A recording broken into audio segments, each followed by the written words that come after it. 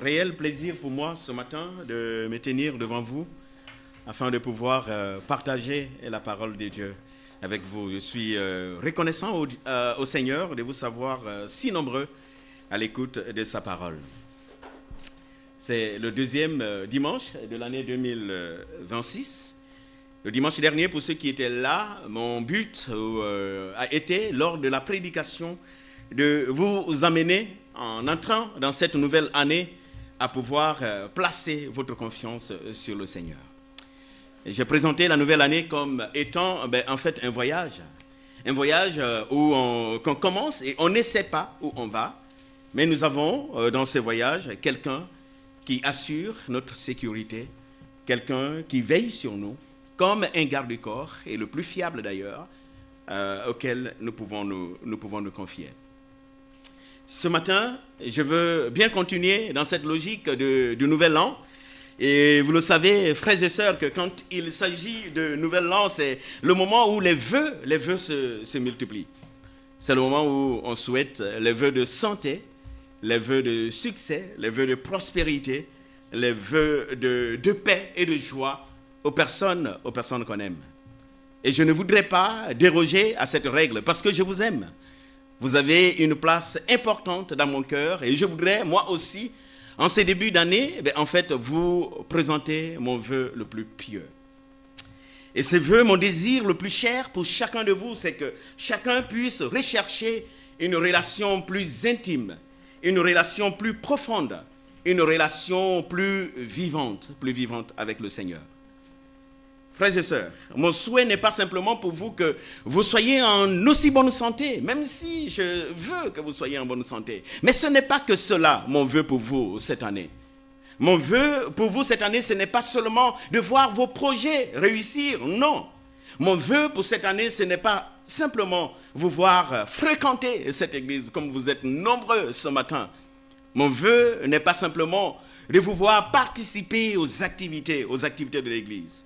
Mon souhait, et le plus pieux ce matin, c'est que chacun de vous puisse demeurer attaché à Jésus-Christ, que vous viviez connecté à lui.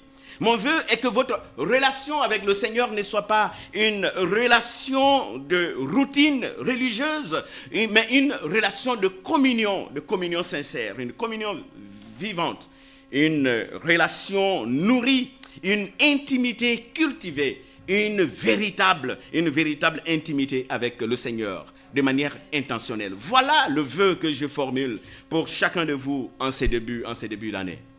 Et vous savez, ce vœu n'est pas le mien. Je l'ai pris du Seigneur Jésus-Christ lui-même. La dernière soirée avec ses disciples, avant la croix, mais vous vous souviendrez, dans Jean chapitre 15, le Seigneur va formuler un vœu à l'endroit de ses disciples. Oui, dans son discours d'adieu, le Seigneur va ouvrir son cœur à ses disciples. Et il va formuler ce même vœu que je vous formule ce matin. Non, le Seigneur ne souhaite pas un succès à ses disciples. Le Seigneur ne leur souhaite pas une prospérité matérielle. Il ne leur donne même pas une méthode ou une stratégie pour pouvoir réussir leur vie et être en bonne santé ou être meilleur. Non, mais le Seigneur, cette nuit-là, il va donner à ses disciples une clé fondamentale, une clé spirituelle essentielle, mais une clé qui ouvre toutes les portes. Et cette clé, c'est de demeurer attaché à lui. Parce qu'en demeurant attaché à Jésus-Christ, en fait, les disciples avaient tout. Ils gagnaient tout. Et c'est mon vœu pour vous encore cette année. Parce qu'en demeurant attaché à Jésus-Christ, vous avez une clé qui ouvre toutes les portes. Nous allons le voir tout à l'heure. Frères et sœurs, notre vie, notre efficacité, notre fécondité dépend de notre union et de notre dépendance à Jésus-Christ. En dehors de Jésus-Christ, nous sommes simplement, comme nous allons le voir tout à l'heure, comme des sarments sans vie. Je vous inviterai donc à lire avec moi ce texte de Jean chapitre 15. Nous lirons les 8 premiers versets de ce texte-là. Jésus, devant ses disciples, dira, je suis le vrai cep et mon Père est le vigneron. Tout sarment qui est en moi et qui ne porte pas du fruit, il le retranche. Et tout sarment qui porte du fruit, il l'émonde afin qu'il porte encore plus de fruits. Au verset 3, il dit déjà, vous êtes purs à cause de la parole que je vous ai annoncée. Demeurez en moi, comme moi en vous. Comme le sarment ne peut de lui-même porter du fruit s'il ne demeure attaché au cep, ainsi vous ne le pouvez pas non plus, mais si vous ne demeurez pas en moi. Je suis le cep et vous êtes les sarments. Celui qui demeure en moi et moi en lui porte beaucoup de fruits, car sans moi, vous ne pouvez rien faire. Si quelqu'un ne demeure pas en moi, il est jeté dehors comme le sarment et il sèche, puis on le ramasse comme les sarments, on le jette au feu et il brûle. Si vous demeurez en moi et que mes paroles demeurent en vous, demandez ce que vous voudrez et cela vous sera accordé. Quelle promesse fabuleuse, n'est-ce pas? Si vous portez beaucoup de fruits, c'est ainsi que mon Père sera glorifié et que vous serez mes disciples. Jusque-là, la lecture de la parole de Dieu. Prions le Seigneur ensemble. Père, nous venons encore devant toi ce matin parce que nous avons soif de ta parole. Nous voulons que cette parole puisse toucher nos cœurs, inonder, Éternel, nos vies. Nous voulons te ressembler. Nous voulons être tes enfants. Et merci de nous nourrir encore ce matin au travers de ta parole. Permets, Père, que cette parole ne vienne pas simplement frapper, caresser nos oreilles, mais que cette parole trouve un terrain fertile en nous. Nous voulons, Éternel, la garder afin de la vivre quotidiennement. Sois exalté et magnifié au nom de Jésus. Amen. Bien-aimés dans le Seigneur, dans ce texte, on voit le Seigneur Jésus-Christ utiliser beaucoup d'images, beaucoup de métaphores pour passer un message. Dans ce texte, le Seigneur parle de vignerons, il parle de cèpes, il parle de sarments, le Seigneur parle de fruits, il parle d'émondage, il parle de retranchement. En fait, pour comprendre le message que le Seigneur voulait enseigner à ses disciples, mais il nous faut d'abord saisir le sens de ces différentes métaphores, de ces différentes images que le Seigneur présente dans ce texte-là. Et j'ai pris soin de vous présenter quelques-unes de ces images. Il est question dans ce texte du vigneron. Et le vigneron, en fait, ici, il n'a que deux tâches principales, même si le vigneron a plus de tâches que ça. En fait, dans mes lectures, j'ai trouvé que la vigne fait partie des cultures qui demandent beaucoup plus d'attention et d'accompagnement. La culture de la vigne. Il faut d'abord choisir la bonne terre, il faut fertiliser, d'abord défricher, labourer, fertiliser, planter, et puis entretenir le sol. Mais il n'y a pas que ça. Le vigneron s'occupe aussi de l'entretien même de la vigne.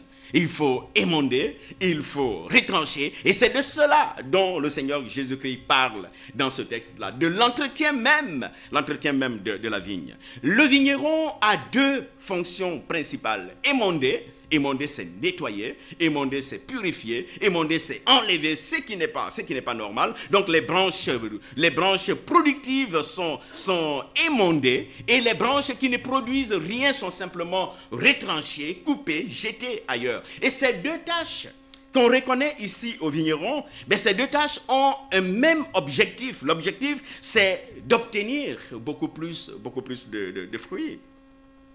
Et dans ce texte, Jésus va attribuer au Père cette image-là, l'image du vigneron. Oui, il présente Dieu le Père comme un vigneron, mais un vigneron qui est actif, pas un vigneron qui est passif. Jésus présente le Père comme un vigneron qui est impliqué dans la vie de sa vigne, un vigneron qui est attentif aux besoins de sa vigne. Il le présente comme un vigneron qui travaille dans la vie de son peuple, pour la façonner, pour la corriger et pour tailler, enlever tout ce qui peut empêcher sa vigne de pouvoir aller de l'avant. Vous savez, cette vérité qui est développée dans ce texte-là est réconfortante, mais cette vérité est aussi souvent dérangeante.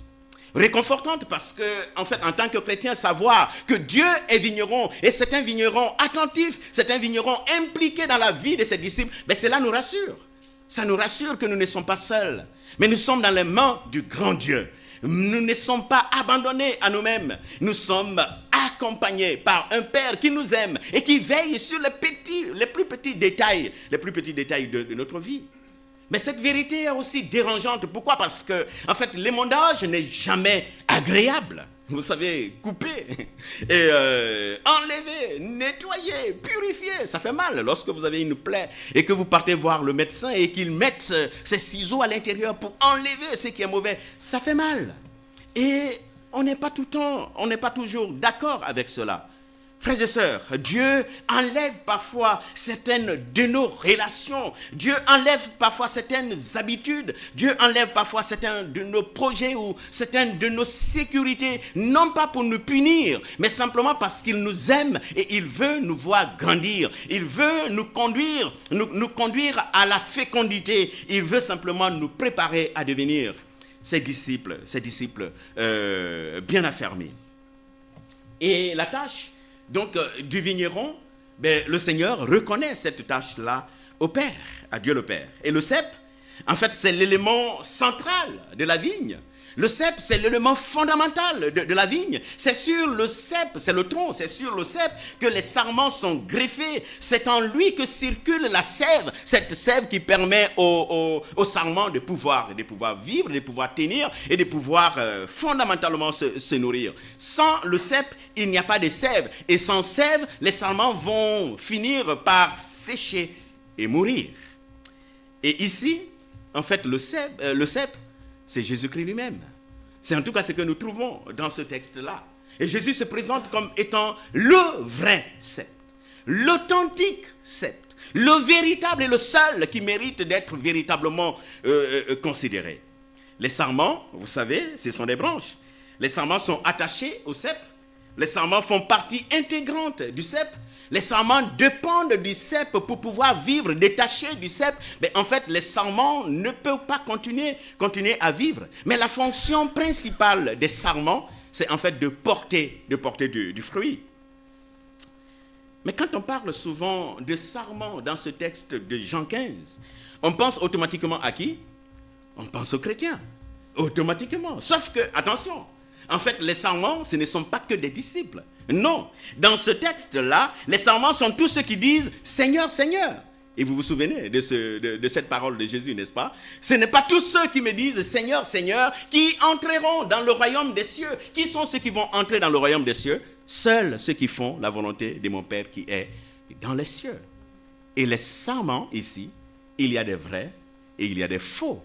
Il y a des faux sarments. Tous ceux qui affirment suivre Jésus-Christ, quelques-uns sont sincères, d'autres ne le sont pas. Et ceux qui ne sont pas sincères, quand ils affirment suivre Jésus-Christ, ce texte nous dit clairement, eux là ils sont retranchés et ils sont simplement jetés au feu.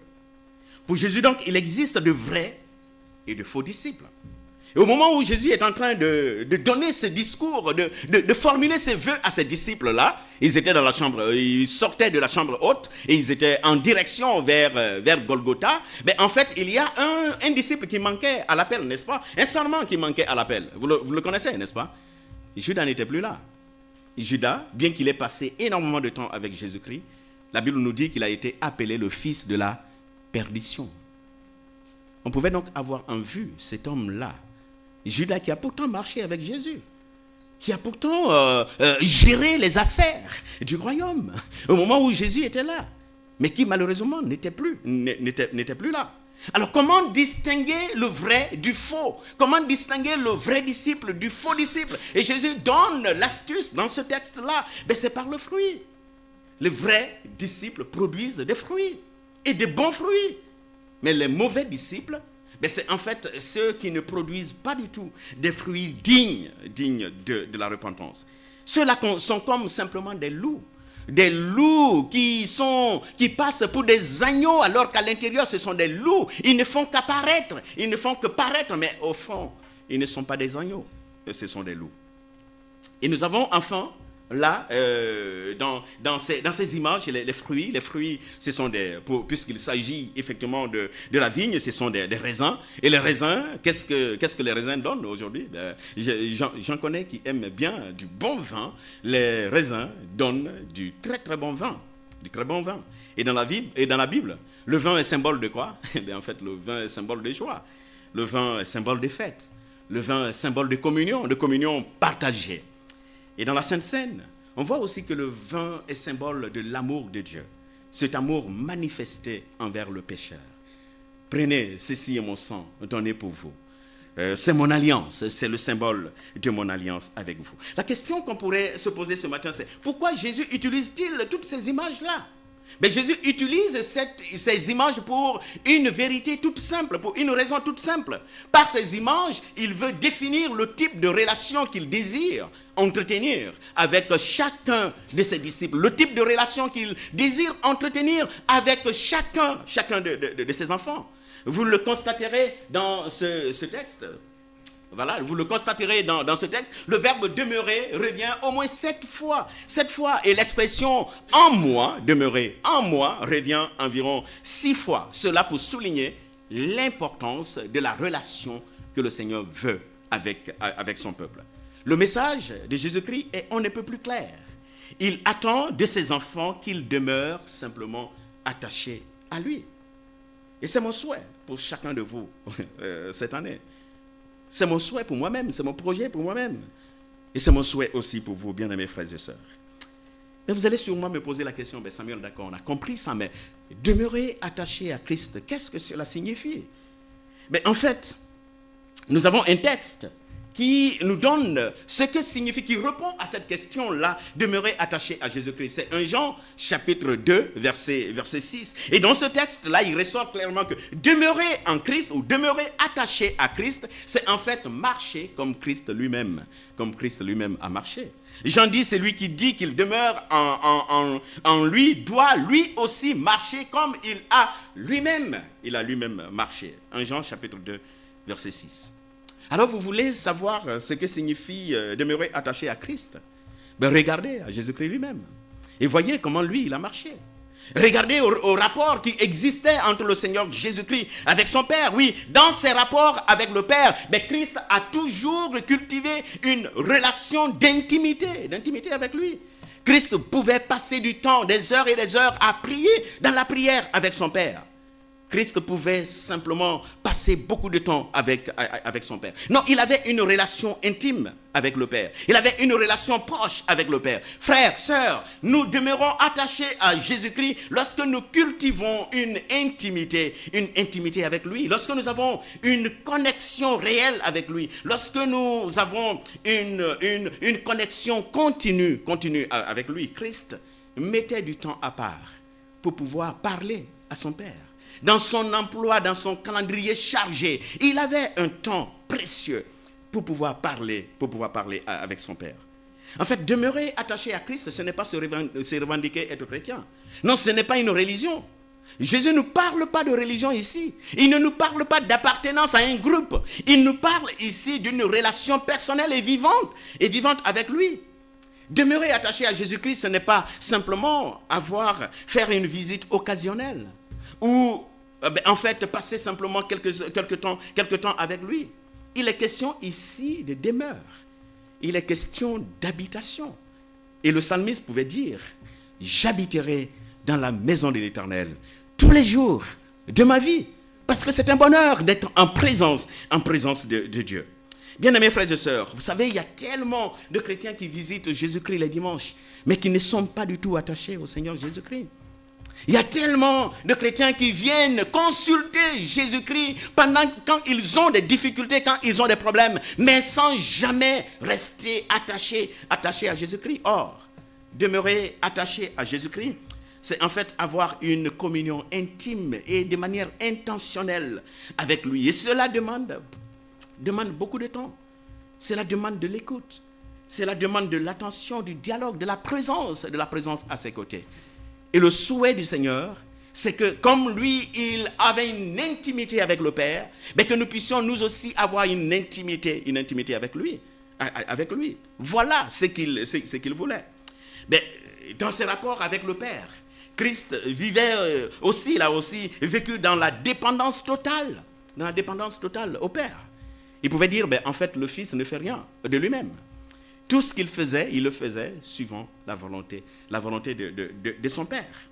Et dans ce texte, écoutez ce que Jésus dit au verset 5. Sans moi, en fait, vous ne pouvez absolument rien faire. Vous ne pouvez absolument rien faire. Demeurer attaché à Christ, c'est donc reconnaître chaque jour que nous avons besoin du Seigneur Jésus-Christ. C'est reconnaître que chaque jour, nous dépendons de sa grâce, nous dépendons de son esprit, nous dépendons de sa présence. Frère, c'est une posture d'humilité et de confiance.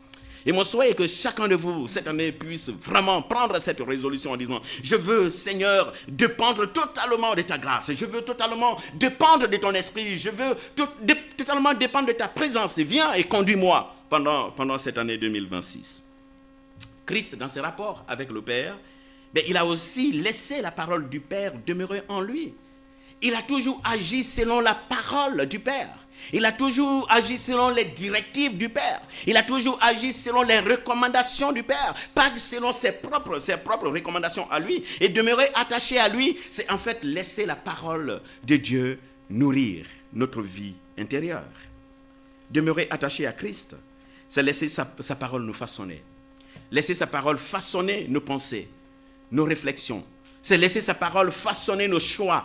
C'est laisser sa parole façonner même nos réactions. Alors, on se souvient encore de cette expression utilisée ici par Nicolas. Laisser la parole de Dieu façonner nos chihuahuas qui peuvent facilement, face à certaines situations, se révéler. Laisser la parole de Dieu façonner nos réactions. Dans ce rapport avec le Père, Christ a aussi marché dans l'obéissance totale au Père. Il a accompli la volonté du Père. Il a accompli les vœux, les desseins du Père. Et dans Jean 15, demeurer en Christ et garder les commandements de Christ vont ensemble. Nous demeurons en Christ lorsque nous obéissons aux commandements de Jésus-Christ dans tous les aspects de notre vie.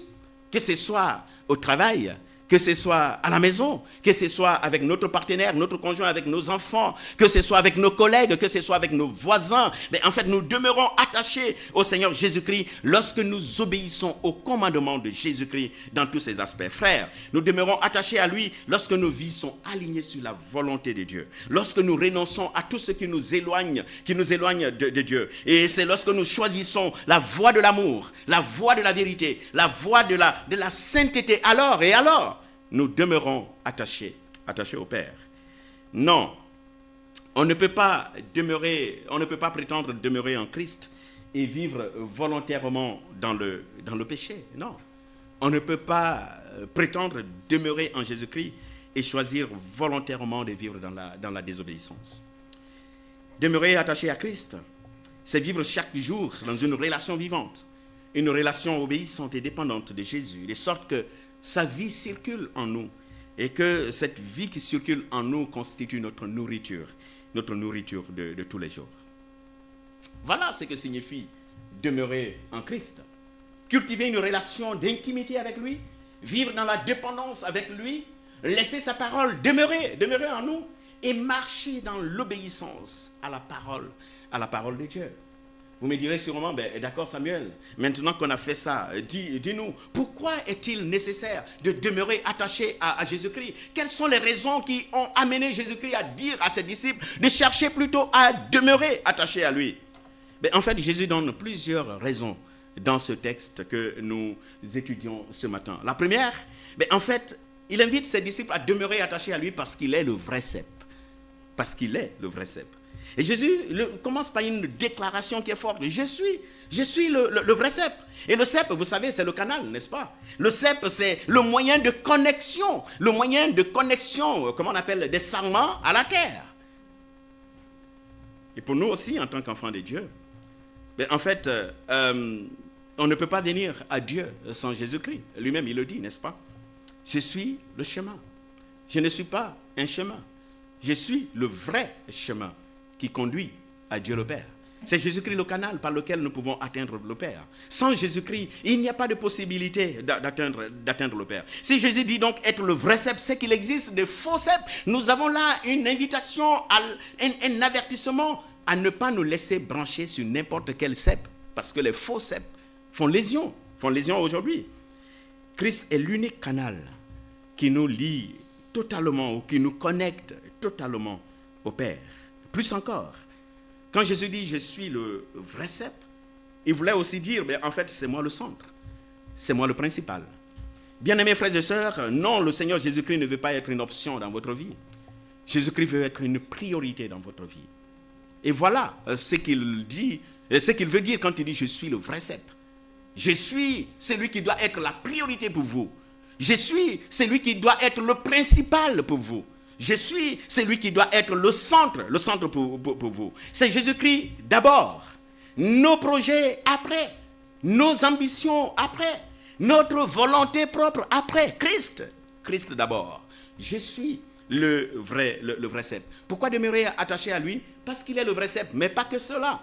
Nous devons demeurer attachés à lui parce qu'il est aussi la source de vie. Le serment ne peut pas vivre s'il ne reste pas attaché au cep. Sans le cep, il n'y a pas de sève, je le disais tantôt. Et sans la sève, il n'y a pas de vie.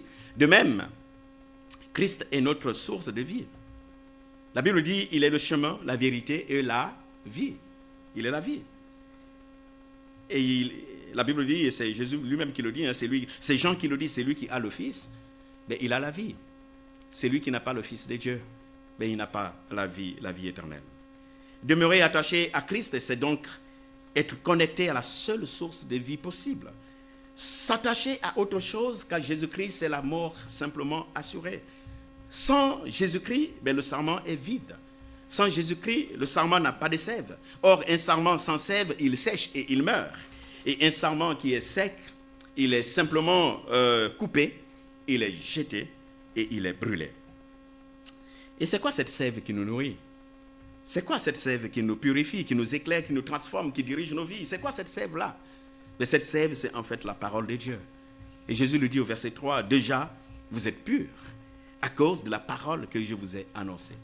Frères, c'est en étant attachés à la parole de Dieu, c'est en nous nourrissant de la parole de Dieu que nous pourrons avoir la nourriture nécessaire pour pouvoir tenir et grandir et produire des fruits comme le Seigneur lui-même le veut. Pourquoi nous devons demeurer attachés au Seigneur Jésus-Christ? L'autre raison que le Seigneur donne ici, c'est que nous sommes ses collaborateurs. Nous sommes ses co-ouvriers. Frères et sœurs, demeurer attachés à Christ, c'est accepter de devenir l'instrument de Dieu. Rappelez-vous, le cep produit les fruits, mais qui porte les fruits? Le cep ne les porte pas. Ce sont des sarments qui portent les fruits. Et si ce sont des sarments qui portent les fruits, cela revient à dire que les sarments ne sont pas des accessoires dans la vigne. Les sarments ont une place prépondérante et fondamentale dans la vigne. Et les sarments ici, les vrais, je ne parle pas de faux, mais de vrais, c'est tous ceux qui obéissent au Seigneur Jésus-Christ et qui ont fait profession de pouvoir marcher avec le Seigneur Jésus-Christ. Oui, je voudrais simplement te dire ce matin, toi qui m'écoutes et qui as Jésus-Christ comme Seigneur et Sauveur personnel, que tu n'es pas un accessoire. Non, tu n'es pas un accessoire. Tu es un instrument de Dieu. L'instrument que Dieu se sert pour accomplir sa volonté. Tu es co-ouvrier de Jésus-Christ. C'est au travers de toi que Dieu aimerait voir des fruits et ces fruits être portés. C'est au travers de toi que le Seigneur aimerait produire les fruits, des fruits de qualité, des fruits qui lui donneront toute la gloire. Pourquoi demeurer attaché à Jésus? En fait, c'est pour porter du fruit. Et d'ailleurs, dans ce texte, le Seigneur parle tellement de fruits. Environ 6 fois l'expression porter ou ne pas porter de fruits revient dans ce texte-là. On comprend alors que, en fait, le fruit n'est pas une option. Le fruit n'est pas un bonus. Le fruit, c'est le but pour lequel le sarment est là. Et en lisant Éphésiens chapitre 1, on comprend clairement que notre existence en tant que chrétien, c'est de donner gloire à Dieu. Et comment on peut donner gloire à Dieu? Mais c'est en portant des fruits qui demeurent, des fruits qui honorent le Seigneur Jésus-Christ. Et j'ai trouvé quelques vérités fondamentales que j'aimerais partager avec vous. Et ici, la première vérité, vous l'aurez sûrement noté, qu'il s'agit de porter et non de produire. Le sarment ne produit pas les fruits. Le sarment porte les fruits. Ne vous embêtez pas à chercher à produire les fruits parce que ce n'est pas votre vocation. Ce n'est pas votre appel. Votre appel, c'est simplement de porter ces fruits-là. Amen. Celui qui produit les fruits, c'est qui? C'est Jésus-Christ. Et Jésus produit les fruits par son esprit. Et nous allons le voir tout à l'heure. Ça, c'est la première vérité essentielle qui sort là. Nous sommes appelés à porter et non à produire les fruits. Deuxième vérité, vous verrez que, en fait, il y a un seul cep. Le cep, c'est Jésus-Christ, mais plusieurs sarments. Le Seigneur veut plusieurs sarments. Il veut de la diversité. Il veut de la différence. Et nonobstant nos différences et notre diversité, nous avons tous un dénominateur commun. Ce dénominateur commun, c'est qui? Jésus-Christ. Frère, c'est à cause de Jésus que je suis là. C'est à cause de Jésus que vous êtes là ce matin.